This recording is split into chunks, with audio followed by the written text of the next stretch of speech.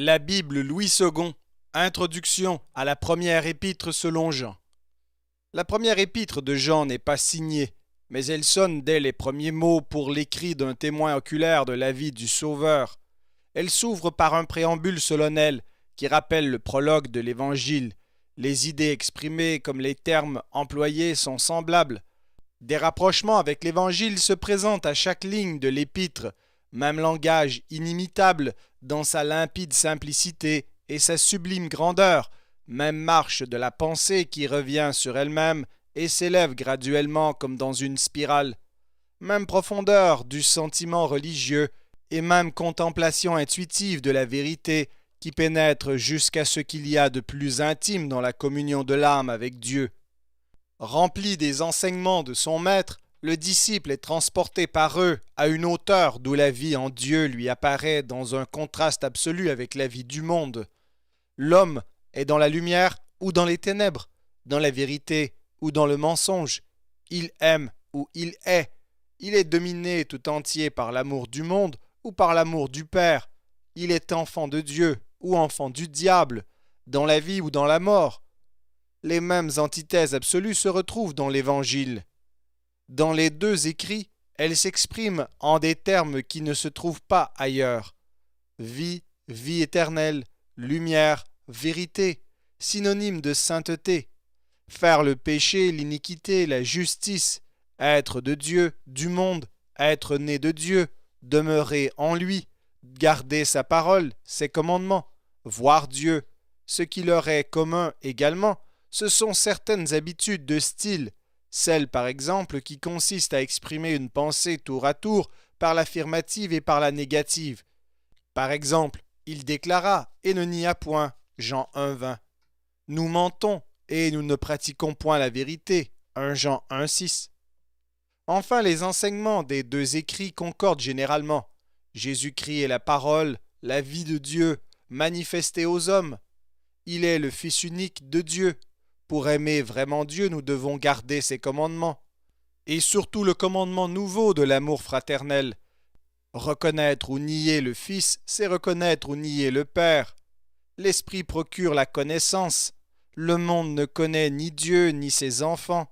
Pécher, c'est obéir au diable, auteur du péché. Dieu a manifesté son amour par le don de son Fils. Le Fils a montré son amour par le don de sa vie. En lui nous avons la victoire sur le monde. Celui qui a le Fils a la vie.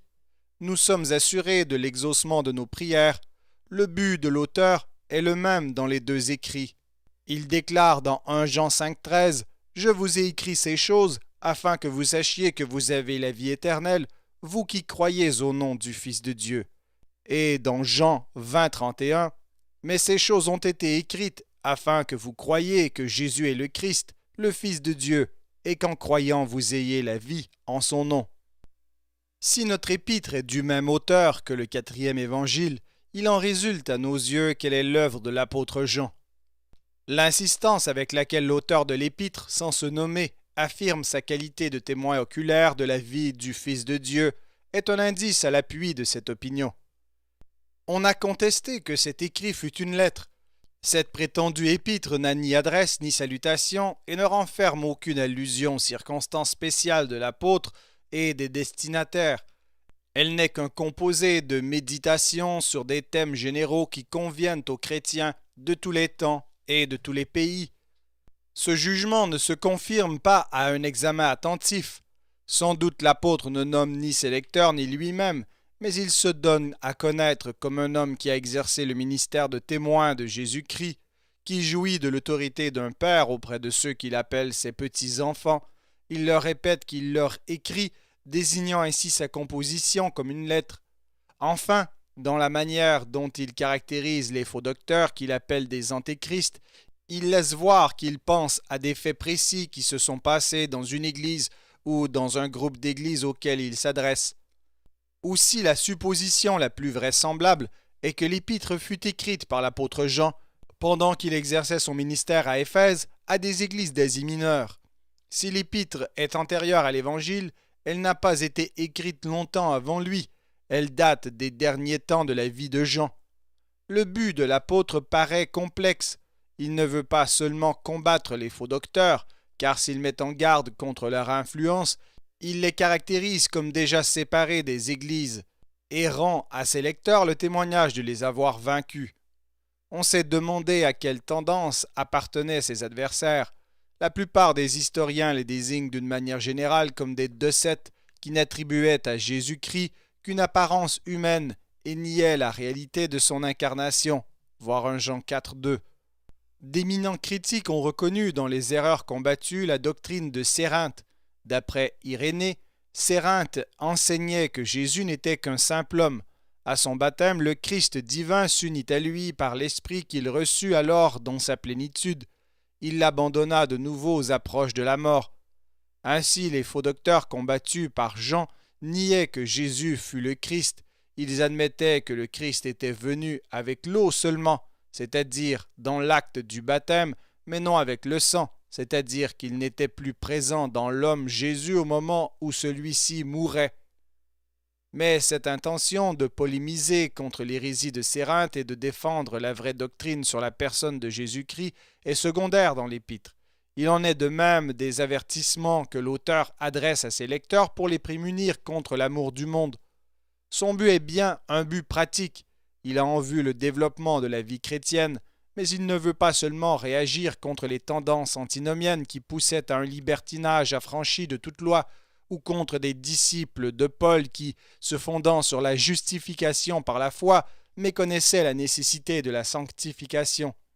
Mais cette intention négative de réfuter une erreur n'est pas la pensée dominante d'une épître où règne le ton de l'affirmation. Son but principal, l'apôtre l'énonce dès les premiers mots.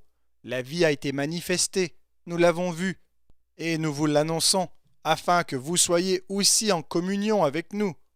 Or notre communion est avec le Père et avec son Fils, Jésus-Christ. La communion avec Dieu par Jésus-Christ, son Fils, source de la vie véritable et éternelle, tel est le grand sujet de l'Épître, telle est la conception du salut que Jean expose, ou plutôt l'expérience vivante qu'il engage ses lecteurs à faire toujours plus complètement, de sorte qu'ils soient en communion avec lui et rendent ainsi sa joie parfaite. Et dans le cours de son écrit, il leur signale tout ce qui serait un obstacle à cette communion: péché, amour du monde, fausse idée de la personne du Christ, haine des frères, et les conditions qu'ils doivent remplir pour la posséder pleinement: la sanctification qui nous permet de demeurer en Dieu, qui est lumière, l'amour par lequel nous demeurons en Dieu, qui est amour. Cet écrit est plus difficile à analyser qu'aucun autre du Nouveau Testament. Les divisions les plus diverses ont été proposées. Plusieurs critiques renoncent à y découvrir un plan suivi. D'aucuns estiment que c'est une erreur d'en chercher un. D'autres se bornent à partager l'épître en une série de courts paragraphes. Cependant, la plupart des interprètes distinguent trois parties principales. Les principaux développements de la pensée de l'épître nous paraissent se grouper comme suit. Introduction, le témoignage de l'apôtre concernant la manifestation de la vie de Dieu, destiné à rendre ses lecteurs participants de la communion avec le Père et le Fils. Les versets 1 à 4 du chapitre 1. Première partie, Dieu est lumière, la vie dans sa communion. Chapitre 1, verset 5 au chapitre 2, verset 27. Deuxième partie, en vue de l'avènement du Seigneur, les enfants de Dieu doivent pratiquer la justice et l'amour fraternel. Chapitre 2, verset 28 au chapitre 4, verset 6. Comme enfants de Dieu, nous devons avoir une vie exempte de péché, et nous devons nous aimer les uns les autres. Nous avons ainsi de l'assurance devant Dieu qui nous ordonne de croire en son Fils et de nous aimer mutuellement, et notre communion avec Dieu nous est attestée par le don de son Esprit. Cet Esprit nous garde de l'erreur de ceux qui ne reconnaissent pas en Jésus le Fils de Dieu. Troisième partie, Dieu est amour, l'amour et la foi. Chapitre 4, verset 7 au chapitre 5, verset 21. L'amour dont Dieu nous a aimés en son Fils et qui est l'essence même de son être nous pousse à l'aimer et à aimer nos frères et nous donne ainsi l'assurance de notre salut. La foi en Jésus-Christ, par laquelle nous sommes vainqueurs du monde, est fondée sur le témoignage de Dieu qui nous donne en son Fils la vie éternelle. Elle rend efficace la prière et permettent aux chrétiens de s'appuyer sur le Dieu véritable.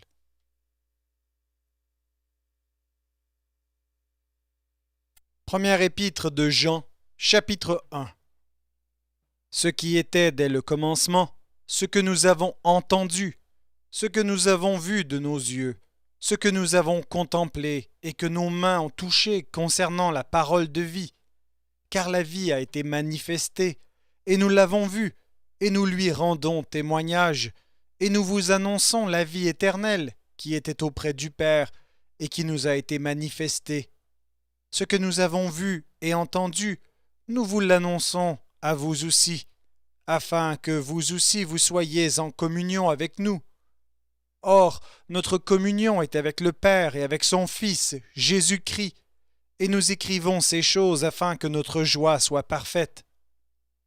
La nouvelle que nous avons apprise de lui et que nous vous annonçons, c'est que Dieu est lumière et qu'il n'y a point en lui de ténèbres. Si nous disons que nous sommes en communion avec lui et que nous marchions dans les ténèbres, nous mentons et nous ne pratiquons pas la vérité. Mais si nous marchons dans la lumière comme il est lui-même dans la lumière, nous sommes mutuellement en communion, et le sang de Jésus, son Fils, nous purifie de tout péché. Si nous disons que nous n'avons pas de péché, nous nous séduisons nous-mêmes, et la vérité n'est point en nous.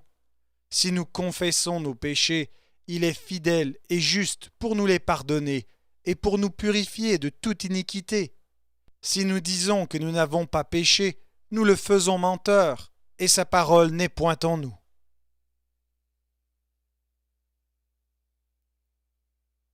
Première épître de Jean, chapitre 2. Mes petits enfants, je vous écris ces choses afin que vous ne péchiez point. Et si quelqu'un a péché, nous avons un avocat auprès du Père, Jésus-Christ, le juste. Il est lui-même une victime expiatoire pour nos péchés, non seulement pour les nôtres, mais aussi pour ceux du monde entier. Si nous gardons ses commandements, par là nous savons que nous l'avons connu.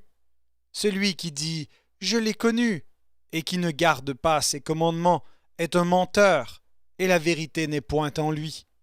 Mais celui qui garde sa parole, l'amour de Dieu est véritablement parfait en lui.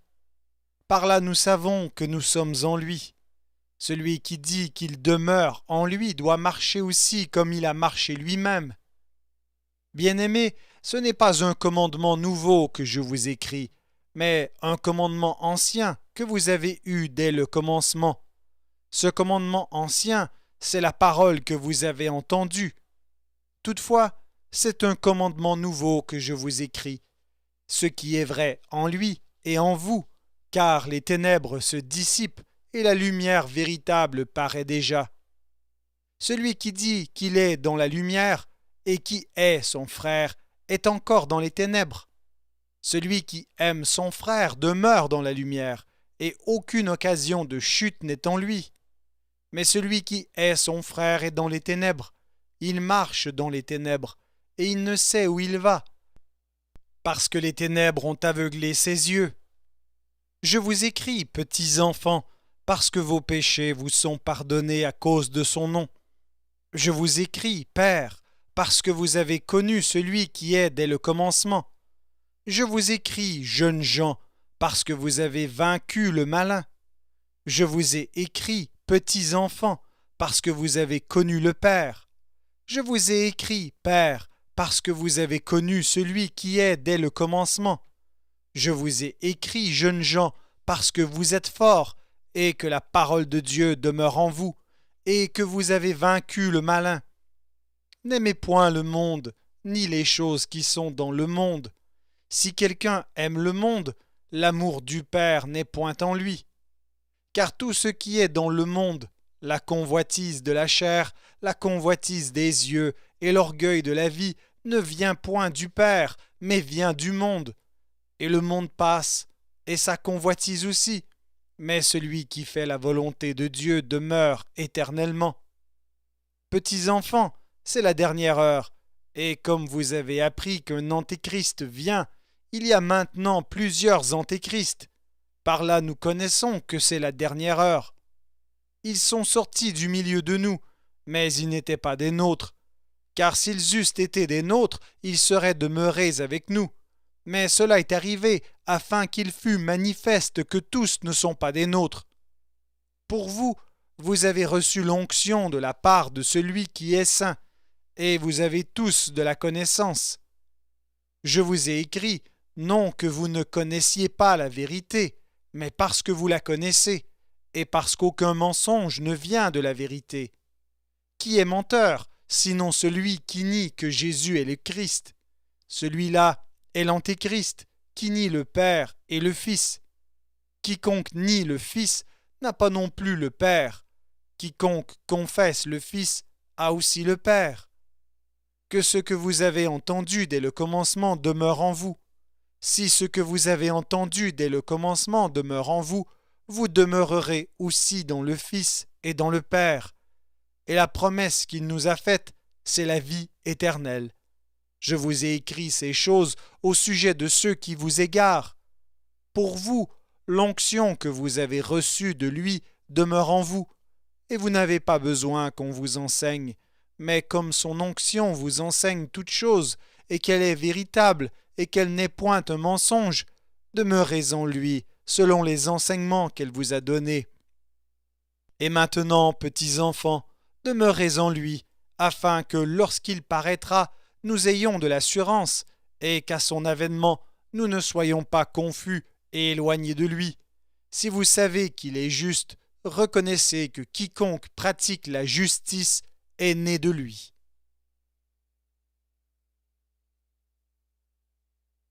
Première épître de Jean, chapitre 3.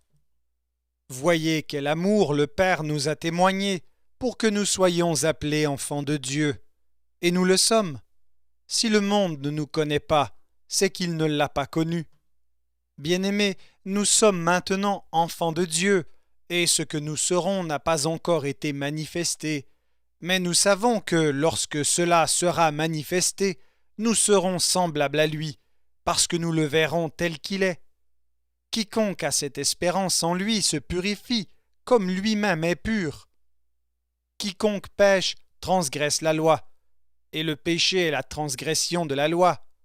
Or, vous le savez, Jésus apparut pour ôter les péchés, et il n'y a point en lui de péché. Quiconque demeure en lui ne pêche point. Quiconque pêche ne l'a pas vu et ne l'a pas connu. Petits enfants, que personne ne vous séduise. Celui qui pratique la justice est juste, comme lui-même est juste. Celui qui pêche est du diable, car le diable pêche dès le commencement.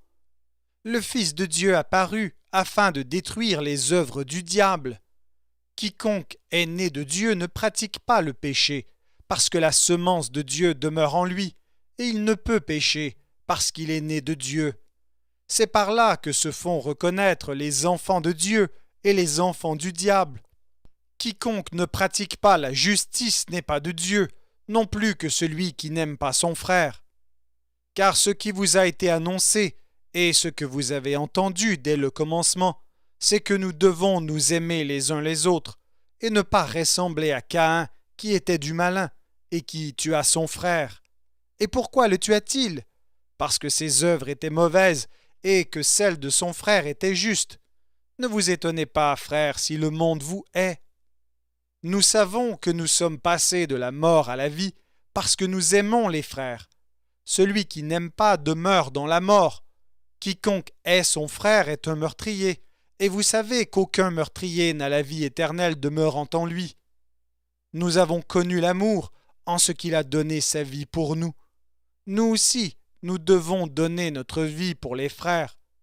Si quelqu'un possède les biens du monde et que, voyant son frère dans le besoin, il lui ferme ses entrailles, comment l'amour de Dieu demeure-t-il en lui? Petits enfants, n'aimons pas en parole et avec la langue, mais en action et en vérité. Par là, nous connaîtrons que nous sommes de la vérité, et nous rassurerons nos cœurs devant Dieu. Car si notre cœur nous condamne, Dieu est plus grand que notre cœur, et il connaît toutes choses. Bien-aimés, si notre cœur ne nous condamne pas, nous avons de l'assurance devant Dieu. Quoi que ce soit que nous demandions, nous le recevons de lui, parce que nous gardons ses commandements et que nous faisons ce qui lui est agréable. Et c'est ici son commandement, que nous croyions au nom de son Fils Jésus-Christ et que nous nous aimions les uns les autres, selon le commandement qu'il nous a donné.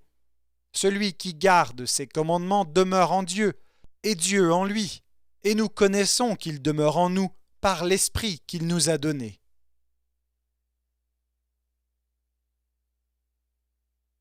Première épître de Jean, chapitre 4. Bien-aimés, n'ajoutez pas foi à tout esprit, mais éprouvez les esprits pour savoir s'ils sont de Dieu, car plusieurs faux prophètes sont venus dans le monde. Reconnaissez à ceci l'Esprit de Dieu. Tout esprit qui confesse Jésus-Christ venu en chair est de Dieu, et tout esprit qui ne confesse pas Jésus n'est pas de Dieu. C'est celui de l'Antéchrist dont vous avez appris la venue et qui maintenant est déjà dans le monde. Vous, petits enfants, vous êtes de Dieu, et vous les avez vaincus, parce que celui qui est en vous est plus grand que celui qui est dans le monde. Eux, ils sont du monde, c'est pourquoi ils parlent d'après le monde, et le monde les écoute. Nous, nous sommes de Dieu. Celui qui connaît Dieu nous écoute. Celui qui n'est pas de Dieu ne nous écoute pas. C'est par là que nous connaissons l'esprit de la vérité et l'esprit de l'erreur. Bien-aimés, aimons-nous les uns les autres, car l'amour est de Dieu, et quiconque aime est né de Dieu et connaît Dieu. Celui qui n'aime pas n'a pas connu Dieu, car Dieu est amour. L'amour de Dieu a été manifesté envers nous, en ce que Dieu a envoyé son Fils unique dans le monde, afin que nous vivions par lui. Et cet amour consiste non point en ce que nous avons aimé Dieu, mais en ce qu'il nous a aimés et a envoyé son Fils comme victime expiatoire pour nos péchés. Bien-aimés, si Dieu nous a ainsi aimés, nous devons aussi nous aimer les uns les autres. Personne n'a jamais vu Dieu. Si nous nous aimons les uns les autres, Dieu demeure en nous et son amour est parfait en nous. Nous connaissons que nous demeurons en lui et qu'il demeure en nous, en ce qu'il nous a donné de son esprit. Et nous avons vu et nous attestons que le Père a envoyé le Fils comme sauveur du monde. Celui qui confessera que Jésus est le Fils de Dieu, Dieu demeure en lui et lui en Dieu. Et nous avons connu l'amour que Dieu a pour nous et nous y avons cru. Dieu est amour et celui qui demeure dans l'amour demeure en Dieu et Dieu demeure en lui. Tel il est, tel nous sommes aussi dans ce monde. C'est en cela que l'amour est parfait en nous, afin que nous ayons de l'assurance au jour du jugement. La crainte n'est pas dans l'amour, mais l'amour parfait bannit la crainte, car la crainte suppose un châtiment, et celui qui craint n'est pas parfait dans l'amour. Pour nous, nous l'aimons, parce qu'il nous a aimés le premier. Si quelqu'un dit « J'aime Dieu » et qu'il haïsse son frère, c'est un menteur. Car celui qui n'aime pas son frère qu'il voit, comment peut-il aimer Dieu qu'il ne voit pas? Et nous avons de lui ce commandement, que celui qui aime Dieu aime aussi son frère.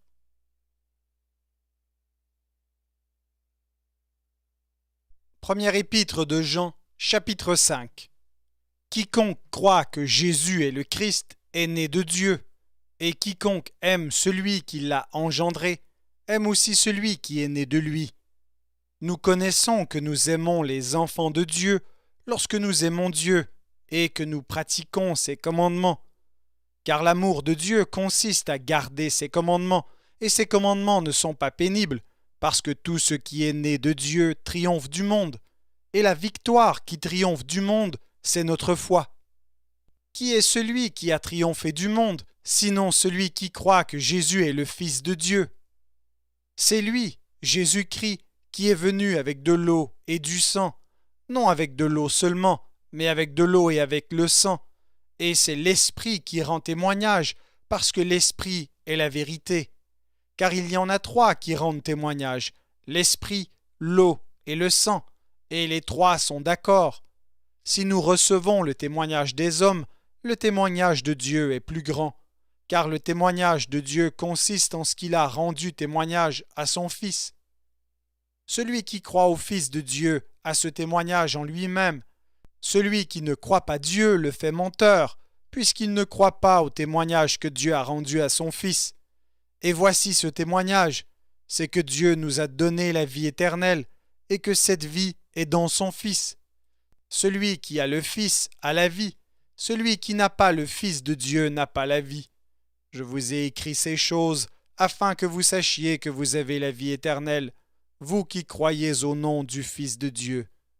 Nous avons auprès de lui cette assurance que si nous demandons quelque chose selon sa volonté, il nous écoute. Et si nous savons qu'il nous écoute, quelque chose que nous demandions, nous savons que nous possédons la chose que nous lui avons demandée. Si quelqu'un voit son frère commettre un péché qui ne mène point à la mort, qu'il prie, et Dieu donnera la vie à ce frère. Il la donnera à ceux qui commettent un péché qui ne mène point à la mort. Il y a un péché qui mène à la mort, ce n'est pas pour ce péché-là que je dis de prier. Toute iniquité est un péché, et il y a tel péché qui ne mène pas à la mort. Nous savons que quiconque est né de Dieu ne pêche point, mais celui qui est né de Dieu se garde lui-même, et le malin ne le touche pas. Nous savons que nous sommes de Dieu et que le monde entier est sous la puissance du malin. Nous savons aussi que le Fils de Dieu est venu et qu'il nous a donné l'intelligence pour connaître le véritable. Et nous sommes dans le véritable, en son Fils, Jésus-Christ. C'est lui qui est le Dieu véritable et la vie éternelle. Petits enfants, gardez-vous des idoles. Merci d'avoir écouté cet enregistrement de la Bible. N'hésitez pas à le partager. Vous pouvez également télécharger la version MP3 sur le site Un héros dans le net. Vous avez le lien dans la description. En visitant notre chaîne, vous allez également trouver d'autres versions de la Bible en audio, ainsi que plusieurs ressources pour étudier la parole de Dieu. Toutes ces ressources sont mises à votre disposition gratuitement. N'hésitez pas de nous faire un don si le Seigneur vous le met à cœur en utilisant le lien qui est également dans la description. Merci encore et que Dieu vous bénisse.